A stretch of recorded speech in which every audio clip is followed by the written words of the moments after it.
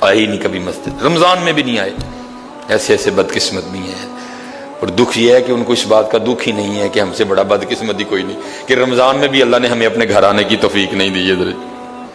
وہ اپنے موبائل پہ، وہ اپنی گھڑی پہ، وہ اپنے تعلقات پہ، وہ کسی سوسائٹی میں اپنا گھر ہونے پہ بڑے خوش ہیں، لیکن ان کو اس بات کا پتہ ہی نہیں کہ اللہ ہم سے اتنا ناراض ہے کہ سب سے مسلمانوں کا خاص الخاص موقع، مسلمانوں کے سب سے خاص ایام، شہر رمضان الذی انزل فیہ القرآن، سب سے مبارک مہینہ مسلمانوں کا، اللہ نے اس میں بھی مجھے اپنے گھر میں آنے کی توفیق نہیں دی. وہ اسی بات پہ خوش ہے کہ میرے پاس آئی فون 13 پرو میکس ہے، وہ اسی بات پہ خوش ہے کہ میرے پاس بڑی قیمتی گاڑی ہے.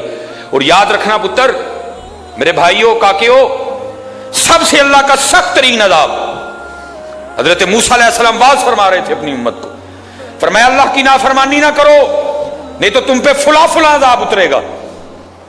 ایک شخص اٹھ کھڑا ہوا، عرض کرتا ہے اللہ کے نبی علیہ السلام آپ فرما رہے ہیں اگر اللہ کی نافرمانی کرو گے تو فلاں فلاں عذاب آئے گا. میں تو جیسے جیسے نافرمانی کرتا ہوں اس کی نعمتیں مجھ پہ بڑھتی جاتی ہیں، مال بڑا ہے، بڑھ رہا ہے دن بہ دن، اولاد بڑی ہے، بڑھ رہی ہے دن بہ دن، تو پھر سزا کاہے کی ہوئی؟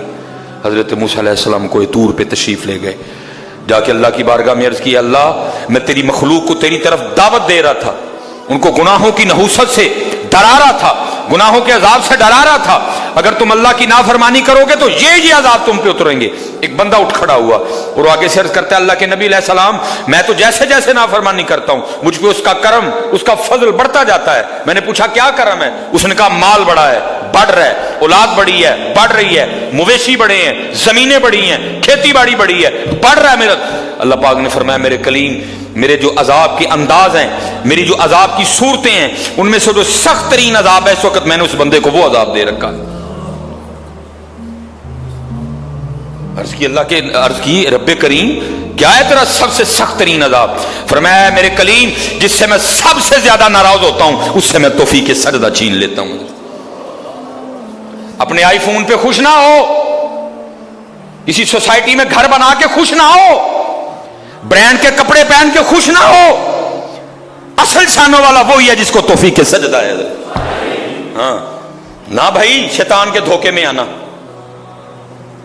یہ کوئی نہ سمجھے میں کسی کو ٹچکر کر رہا ہوں، یہ ساری نعمتیں میرے اللہ نے مجھے بھی دے رکھی ہیں، لیکن کچھ نہیں پتا توفیق سجدہ، اسے توفیق سجدہ نہیں فرمایا سخت ترین عذاب میں مبتلا ہے، میں نے اس سے توفیق سجدہ چھین لی ہے، میں نے اس سے اپنا نام لینے کی توفیق چھین لی ہے.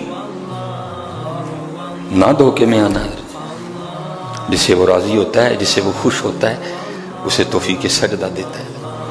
لیکن کیا ہے ہم جناب ماڈرن سیکولر بہو جی صاحب جی بڑے خوش ہیں.